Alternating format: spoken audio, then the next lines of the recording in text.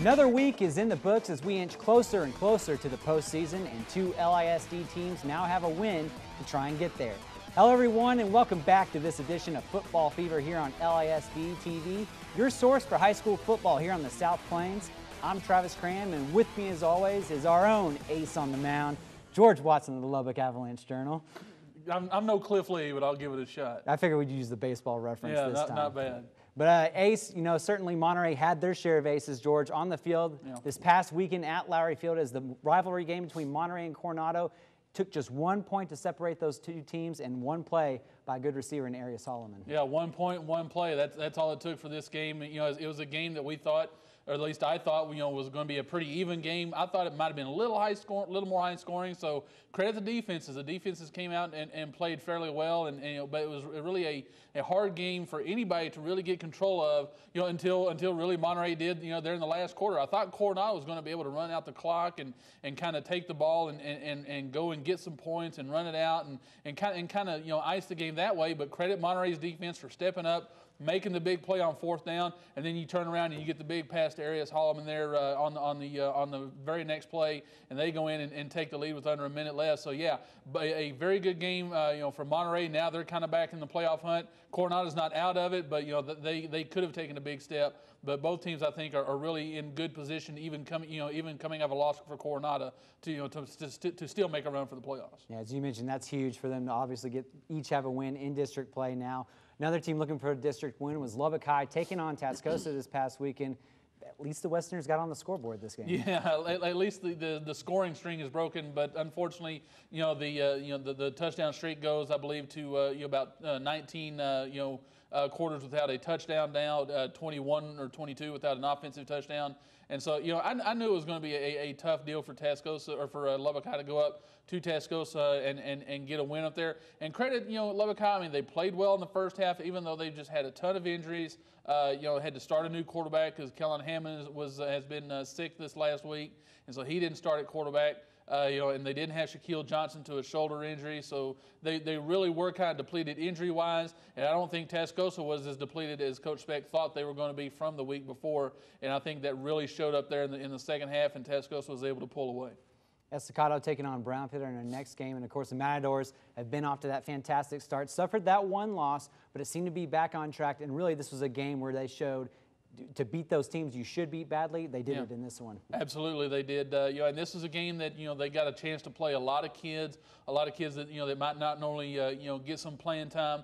Talked with Coach Cervance in the week before the game, and they didn't know if they were going to play Deverick Stubblefield. He still had a little bit of a bruised sternum, but he did end up playing. They thought they could get away with maybe not playing him, but they ended up playing him. Augustina Biggity had another solid game. Only carried the ball 6 times, but had 122 yards and a couple touchdowns. And then like I said, they got a lot of kids in, and then really played well, very well defensively. So yeah, a good game for Estacado to really kind of stay on track, and it looks like they're setting up for that showdown with Cooper down later in the season.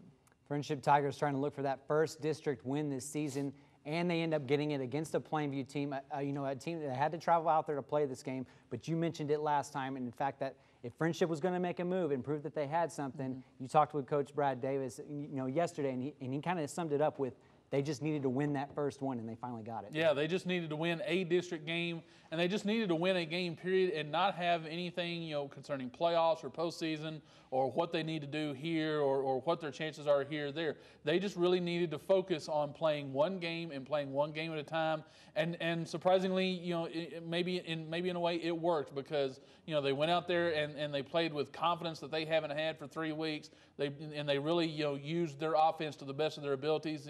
Brandon Hanslick had an outstanding game throwing the football for the first time all season. I mean, he's been okay, but he hadn't really had that kind of game. And then they got a lot of kids involved in the game offensively and defensively. And defensively, I mean, they held Plainview to 146 yards. So it was a good all-around effort for Friendship. Now the thing is, can they repeat that on a week-to-week basis and see where they are at the end of the season? Cooper trying to keep pace with Estacado in that District 2-3A, And staying with a perfect record, they not only do that, but get the shutout against Levelland. We talked about the offensive weapons, showing a little bit of defense in this game as well. Absolutely. I talked about, it looks like Estacado was on its way to that showdown with Cooper. Well, it looks like Cooper is on its way to that showdown with Estacado as well. Cooper playing very outstanding or very good football right now. An outstanding job. Tay Richardson had a rushing touchdown, a passing touchdown, and a receiving touchdown, so you can see what kind of weapon he is. Brett Salas had another solid game. Both quarterbacks, Nolan Savage and John Keene, had solid games. And then, like you said, they had an outstanding game defensively in shutting out Levelland. Levelland and Brownfield have had their struggles. We'll see who struggles the most this week because they play each other. But, Cooper doing the same to Levelland that Estacado does to Brownfield, and going out and putting the foot on the throat and beating the teams that you're supposed to beat and doing it in convincing style. Shalawar had a matchup with Lamesa this past weekend. The first thing we talked about last week was how the Mustangs seem to be able to get worked up for these games, and really came out in this one and played impressively. Absolutely. Shallowater, we've mentioned Estacado and Cooper in this district. Well, Shallowater's sitting there at 2-0 too. So I think you're really kind of starting to see the division in this district a little bit. Outstanding job by Shallowater. They got, good offense. Quarterback Brandon Hall rushed for a couple touchdowns, threw for a couple touchdowns. He's got some weapons developing as well. Mark Rios had a couple of touchdown catches, and then they're playing outstanding defense. And Lamesa is a team that has played well defensively throughout the year, but has struggled offensively, and I think you kind of saw that a little bit. Lamesa has struggled the last couple of weeks defensively. Of course, they've played Estacado and they've played Shallowater, but offensively they're still kind of struggling, trying to find something. So that kind of mix is really not going to work with a Shallowater team that can put up some points, and Shallowater went out and did that on Friday night. Roosevelt and Amarillo River Road meeting in our next game, and of course Roosevelt having some of those successful deals with Coach Pointer and that offense, but not just that, special teams. Talk about Caden Whitley and some of those other guys on the team. Stout showing his best impression of a Desmond Howard in this game. Absolutely. Roosevelt got it done in all facets of the game. And it was interesting. I talked to Coach Pointer this morning, and he was like, they spotted River Road the first 20 points of the game and really didn't play well. River Road kind of got them on some trick plays, stuff like that. But then they just kind of settled down, got back into their rhythm offensively, defensively, got some big plays also in special teams, tied it up at 20 at halftime, and really had the momentum going from there, and were able to put it away in the second half. And a big game, for Roosevelt, with the way that the district is playing, we're starting to see that separation between the four teams at the top and the bottom, and Roosevelt is right there hanging on to to a possible playoff spot. And so these 3 weeks are going to be critical for Roosevelt going forward.